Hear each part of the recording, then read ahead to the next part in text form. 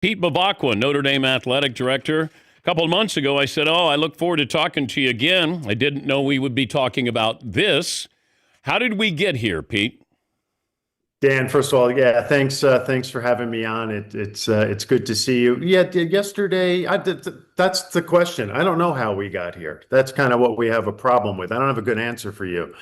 You know, been a lot of conversations here on campus the last 24 hours, as you can imagine. And I want to make one thing clear, Dan. We have no problems with the teams that made it in. They're all great teams. Miami's a great team. Alabama's a great team. We have Texas, Vanderbilt. We're a great team. What we're so confused by and frustrated with is the process. Every step along the way since the first CFP rankings came out, we were led to believe we were in, as long as we took care of business. And we certainly took care of business with this 10-game winning streak. Dan, you think about that first ranking, we in Miami were both 6-2. They had obviously already beat us the first game of the year. They were 18th. We were 10th. The only thing that we did since that point was win every game by over an average of over 30 points. And, all of a sudden we're 11th and on the outside looking in. And, when we sit and talk, when I talk to Marcus, when we talk to our team, we don't have any good answers for that. So we're just really frustrated that we had the rug pulled out from underneath us, Dan. Were you able to lobby at all Sunday morning? Or had the decision been made that you were not going to make the playoffs? Yeah, I don't know exactly when the decision was made. We made our case, we stated our point of view. But again, if you're us, we were told from day one of the rankings that, we were in and we were ninth. And then all of a sudden, we go play a game against Stanford. It felt like in the middle of the night, and we took care of business. And Alabama has a really tough game against an Auburn team that's having a tough year. And we wake up on Tuesday and we fall below Alabama for the first time. And it was all about the fierce conversation between Notre Dame and Alabama. And I heard something to the effect that Alabama went for it on fourth down. So that made an impression.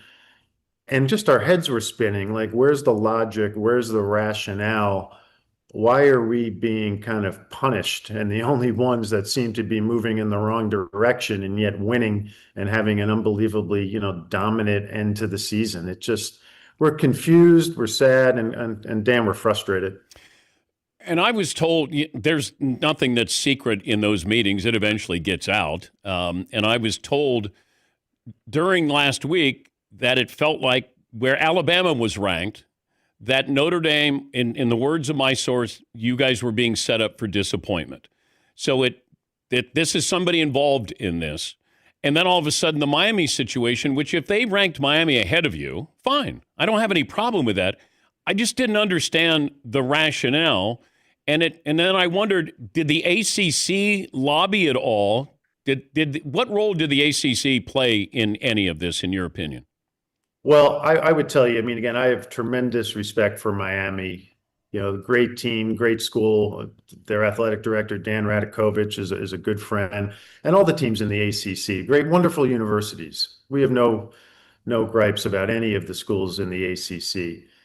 But we were mystified by the actions of the conference to attack, their biggest really business partner in football and a member of their conference in 24 of our other sports. And I would tell you, Dan, I wouldn't be honest with you if I didn't say that they have certainly done permanent damage to the relationship between the conference and Notre Dame. What do you mean? Just we didn't appreciate the fact that we were singled out repeatedly and compared to Miami. Not by Miami. Miami has every right to do that. But it raised a lot of eyebrows here that the conference was taking shots at us. And, that's just not something we chose to do. We wouldn't choose to do that in the future, and people might disagree with us, but that's just not something that we'd be comfortable with.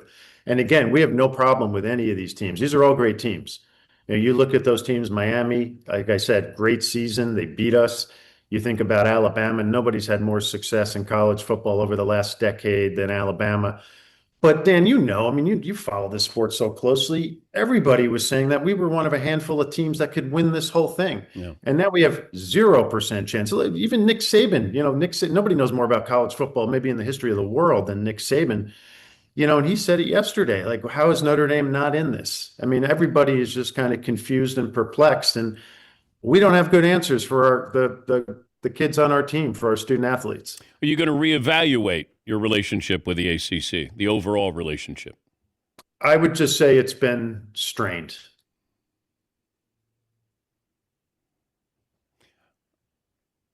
Irreparable?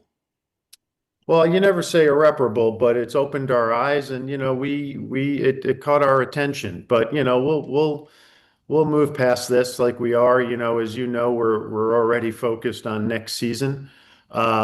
We made the decision not to play in a bowl game, as I know you're well aware, and a lot of people have asked me about that. And when Marcus, we watched the presentation show, the selection show with the team, and then Marcus, like he always does, was wonderful, got up, and for somebody that always has great answers, he was brutally honest with the team and said he didn't have a lot of answers, doesn't understand how this happened, why a team that thought it was doing what it needed to do all of a sudden kind of woke up on kind of the wrong side of this. And then just as you're kind of dealing with that, you start getting these calls from other bowls. And the role of a captain on the Notre Dame football team is a role that the program and Marcus takes very, very seriously. And he talked to all the captains, said, "Hey, what are you guys thinking? What is the team thinking? Let's talk about this." And to a person, the captains and some of the other underclassmen on the team said, "Listen, we are such a close-knit team. We've done so much this season. We overcame those 2 opening losses. We rallied. We dominated in the last 10 games. We can't imagine taking the field not as that team." And it's reality, Dan. That certain players wouldn't participate in that game. You think about somebody with the future that he has, like a Jeremiah Love, a Jadarian Price, Eli Raridan, Emil Wagner, who's one of the most impressive people I've met in my life, who hopefully after he's done playing football, I hope he runs for president one day. It just wouldn't be the same. And, made the decision that it was time to start thinking about next season, give these student athletes a break. They have exams coming up, and then, really, hopefully they'll go home and spend Christmas and the holidays with their family and friends. Feels like a message being sent as well, Pete. Well, we're not happy, Dan. That's for sure. Help me understand this, though. So are you guaranteed a playoff berth if you're 12 or higher next season? Yeah, I don't want to say too much about the memorandum of understanding, but that's certainly been reported. That's out there. And what you said is accurate. So next year, if you're ranked in the top 12, you're automatically in the playoffs. Correct. Okay. And everybody agreed that, like, this was drawn up by Notre Dame, and then the College Football Playoff Committee said, we'll sign off on that? Well, it was part of the negotiations as we were contemplating the various changes that go into the committee and in preparation for the extension of the ESPN deal. Are we looking at a 16-team field next season? Dan, I go back to what I said when you were here on campus for the USC game. I firmly believe that the right answer is 16 teams with 5 automatic qualifiers and 11 at large. And maybe there's no perfect answers. Think about this year, Dan. If say we were 4 teams, there wouldn't be any arguments. I mean, those 4 teams, I think that's crystal clear. Those are the right 4 teams. I don't think anybody would argue. So 4, 12, 14, 16. I happen to think 16 is the answer. I think the majority of the overwhelming majority of the people in the College Football Management Committee room agree with me. I think anything beyond 16, in my opinion, is a mistake because it would interfere with the importance of the regular season. And oh, by the way, did we feel that this year, right? But that's important, right? Yeah. We knew. We had 2 tough games. Played well. We certainly got better over the course of the season, but we lost to 2 great teams by a total of 4 points. We felt we had 0 wiggle room. We felt we did what we needed to do. It turns out we didn't have a chance, right? And that's what's so disappointing. But I think 16 teams with the 5-11 format is the way to go, Dan. Pete Bevacqua, Notre Dame athletic director, joining us. But when is this voted on? When is this decided? Or is it already decided? No, it's been a series of conversations for the better part of a year or more. As you saw, it was reported that we have a bit of an extension from when we need to inform ESPN of what the format will be. We'll meet as a group over the national championship weekend. I'm not sure if anything's going to get resolved as it relates to format in that room at that time, but these conversations are ongoing. If I had to guess what happens next year, I think there's a good chance we stay at 12. I hope we can keep pushing for 16, but Dan, I just don't know how that's going to end. College football is at a crossroads, it feels like. But it does take something to make change. So maybe what happened here with Notre Dame brings about change. So it could be a catalyst. Do you see it that way? Well, again, we're frustrated with the process, not the teams. They're all great teams, and it's a bunch of teams. BYU has a great argument. Texas, Vanderbilt, Miami, Alabama, Notre Dame. We all have great arguments. It's the process that bothers us. Well, those ranking shows bother me, Pete, because they bother me too. Because if we said, well, if we had assembled as a team on Sunday and rankings hadn't told us for the previous weeks, we're in, take care of business, and hey, you know what, Notre Dame, you're 11, and now you're going to get squeezed out because of the conference tie-ins, and Miami beat you, and hey, I get it.